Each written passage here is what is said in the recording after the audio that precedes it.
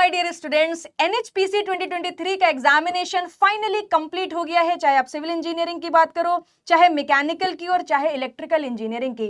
अब बात कर लेते हैं कि एक्सपेक्टेड कट ऑफ क्या हो सकता है। तो जब भी बात एक्सपेक्टेड कट ऑफ की आती है तो सबसे पहले लास्ट ईयर का सिनेरियो चेक करते हैं कि लास्ट ईयर में कितना कट ऑफ किस कैटेगरी में गया था, और उसके बेसिस पर Imran sir and Suresh sir आपके साथ डिस्कस करेंगे कि एक्सपेक्टेड कट ऑफ क्या हो सकता है। तो सिमरन मैम, सबसे पहले मैं चाहूंगी कि सिविल इंजीनियरिंग स्टूडेंट का पूरा कंप्लीट डिटेल आप शेयर करो। बिल्कुल मैम, अगर हम 2022 का पेपर देखते हैं तो हमारा जनरल का कट ऑफ गया था 149.25, और अगर हम मिनिमम कट ऑफ देखें तो देखिए एसटी कैटेगरी के लिए 126, जो कि अपने आप में एक बहुत बड़ा स्कोर है, 200 में से स्कोर करना, ठीक है।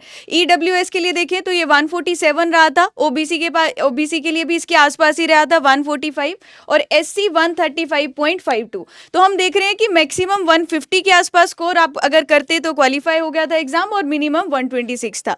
अगर हम इलेक्ट्रिकल की बात करें तो मैं सुरेश सर आपको इनवाइट करना चाहूंगी। जी मैम, तो देखो इलेक्ट्रिकल की अगर हम बात करें तो लास्ट टाइम जो इलेक्ट्रिकल का कट ऑफ लगभग 75% के अराउंड अगर आप देखोगे तो 142 पॉइंट समथिंग आपके पास में जो मार्क्स आपको लाने थे। उसके बाद में 137 और सबसे कम जो था वो 122 था। लेकिन ये लास्ट 2022 का है ना, 23 का जो सिनेरियो है वो थोड़ा सा डिफरेंट होगा, उसकी भी हम यहाँ पर बात करेंगे। लेकिन उससे पहले जो मैकेनिकल की कट ऑफ क्या रही थी उसके लिए एक बार तो लामिया मैम डिस्कस कीजिए। बिल्कुल सर।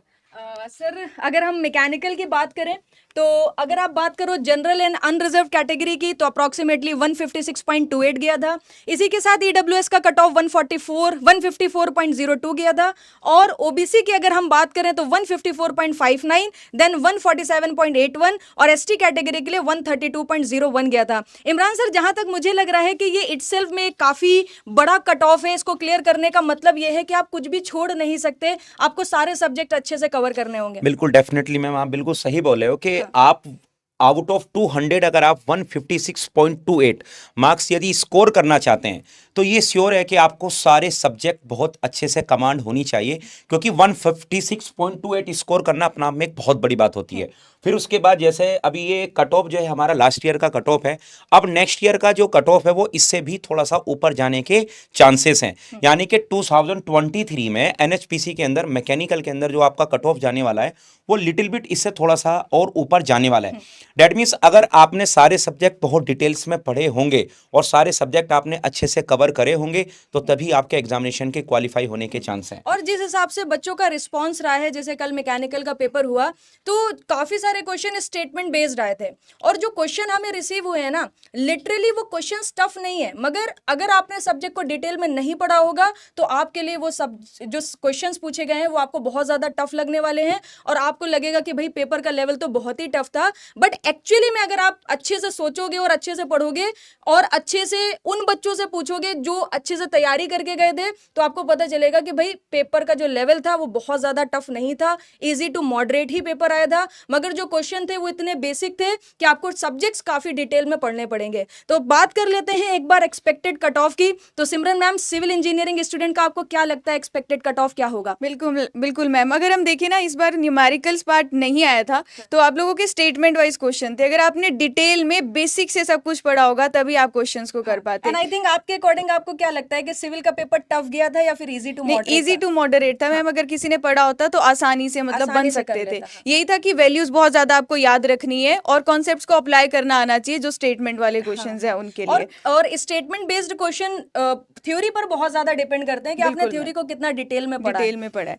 तो इस बार मुझे लगता है कि कट ऑफ जो है, जो बाकी सबका रिस्पॉन्स है कि कितना अटेम्प्ट करके आए हैं स्टूडेंट्स, उसी के बेसिस पे हमने ये एक्सपेक्टेड कट ऑफ यहाँ लिखा है। तो 150 से 160 के बीच में जा सकता है जनरल कैटेगरी के लिए।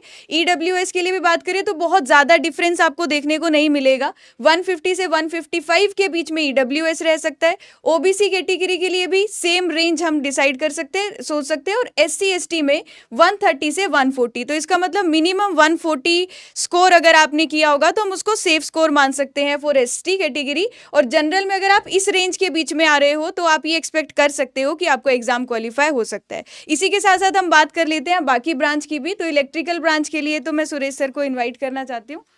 जी ma'am, thank you so much. तो अगर इलेक्ट्रिकल की बात करें तो मैम लास्ट टाइम जो इलेक्ट्रिकल का पेपर हुआ था उसका भी मैंने सॉल्यूशन कराया था। तो लास्ट टाइम न्यूमेरिकल पोर्शन आया था और क्वेश्चन जो है इस बार के कंपैरिजन में जो है काफी लेवल के क्वेश्चन थे लास्ट टाइम। जबकि लास्ट टाइम अगर हम इलेक्ट्रिकल की बात करें तो कट ऑफ जो है वो हमारे पास में कट ऑफ मतलब 142 के अराउंड थी। इस बार जो मैंने कट ऑफ रखी है 150 से लेकर 155। ऐसा क्यों? क्योंकि इस बार जो क्वेश्चन आया है मैम एक भी न्यूमेरिकल नहीं है। अगर एक भी न्यूमेरिकल नहीं है यानी कि इस बार जो आपका पेपर है वो कंपैरेटिव लास्ट ईयर के कंपैरिजन में थोड़ा सा इजी पेपर है, तो इसीलिए थोड़ी सी कट ऑफ लिटिल बिट आपकी हाई जाने के चांसेस हैं। तो ये मान के चलना कि आपके पास में 150 से लेकर 155। क्योंकि मैम इसका रीजन एक और ये है क्योंकि स्टूडेंट के मेरे पास में जितने मैसेज आ रहे हैं वो बोल रहे हैं सर अटेम्प्ट हमने किए हैं 180 के अराउंड, लेकिन सर 5-6 जो है क्योंकि इस बार जो करंट अफेयर्स आया है वो थोड़ा सा टफ आया टफ आ गया है। तो वहां पर हमारे कुछ गलत हुए हैं। तो यानी कि अगर 180 अटेम्प्ट किए हैं और अगर 5-6 क्वेश्चन गलत भी है तो वो अराउंड इसी रेंज में जो है वो पहुंचने वाले हैं। बाकी जो स्टूडेंट से मैंने पूछा है तो वो बोले सर 160 170 हमने अटेम्प्ट किए हैं। तो जो डेटा हमारे पास में मिले हैं उनके बेसिस पर हम बात कर सकते हैं कि 150 के लगभग कट ऑफ रहेगा जो जनरल का होगा। लेकिन हाँ SC ST की अगर हम बात करें तो 135 या 140 के अराउंड यानी थोड़ा सा जो कट ऑफ है आपका ज्यादा होगा।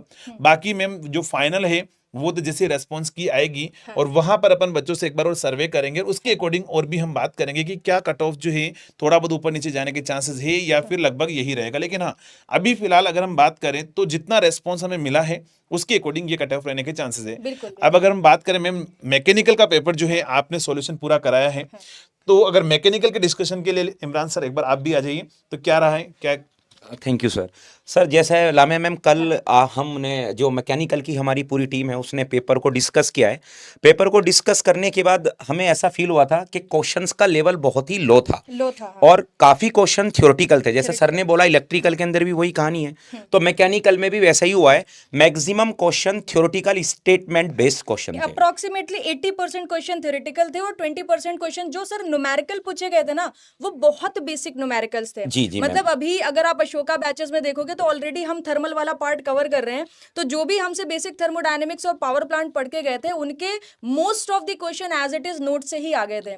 तो सर मुझे जहां तक बच्चों का जो रिस्पॉन्स मिला है, जहां तक मुझे आइडिया लगा है कि अगर बच्चा अच्छे से सारे सब्जेक्ट्स को कर लेता है तो यहां तक पहुंच जाएगा बिना किसी प्रॉब्लम के।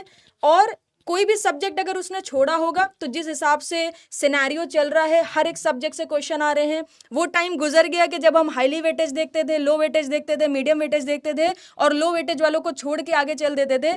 आज हाई लो मीडियम देखेंगे तो मगर सब्जेक्ट कंप्लीशन की जो सीरीज हमें बनानी है, जो लिस्ट बनानी है उसके लिए देखेंगे, ना कि इस वजह से देखेंगे कि हम क्या छोड़ सकते हैं क्या पकड़ सकते हैं। आई थिंक सर मुझे लगता है कि सब कुछ करके जाओ तब आप श्योर शॉट सिलेक्शन ले सकते हो। बिल्कुल सही बात कह रहे हैं मैम। आज का टाइम एग्जामिनेशन क्वालिफाई करने के लिए केवल 2 पैरामीटर पर डिपेंड करता है। The first one is time management और सेकंड वन इज एक्यूरेसी।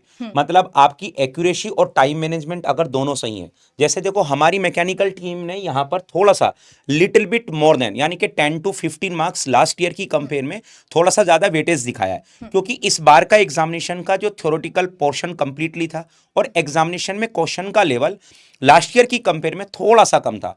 इसलिए बच्चे यहाँ पर दिस ईयर मैकेनिकल में थोड़ा सा कट ऑफ ऊपर जाने के चांसेस है।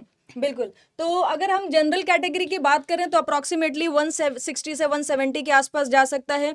उसके बाद अगर हम बात करें EWS की तो 160 से 165 के आसपास आपको कट ऑफ देखने को मिलेगा इस साल। और अगर हम बात करें OBC की 160 से 165 और SC ST की बात करें तो 150 से 155 और ST के लिए 140 से 150 के आसपास आपको कट ऑफ देखने को मिल सकता है। ये एक एक्सपेक्टेड कट ऑफ है। डेफिनेटली जब फाइनल आपकी मेरिट लिस्ट आएगी तो डेफिनेटली हम उसके ऊपर भी डिस्कशन करने वाले हैं।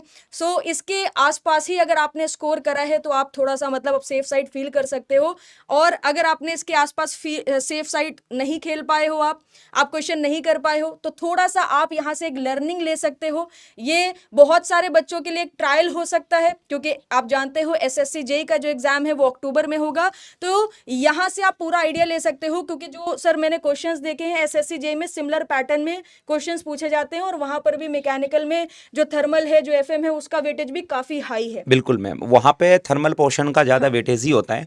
तो बच्चे इस एग्जामिनेशन का रिजल्ट आपका जैसा भी रहा हो, निराश होने की आपको ज़रूरत नहीं है, क्योंकि लाइफ में भी आपको बहुत मौके मिलने वाले हैं। तो आप प्लीज़ पढ़ाई करते रहें और एग्जामिनेशन के लिए जो आप प्रिपरेशन कर रहे हैं उसमें आप लगे रहें। बिल्कुल। सो हम मिलेंगे आपसे किसी अनदर वीडियो में। Till then goodbye, take care.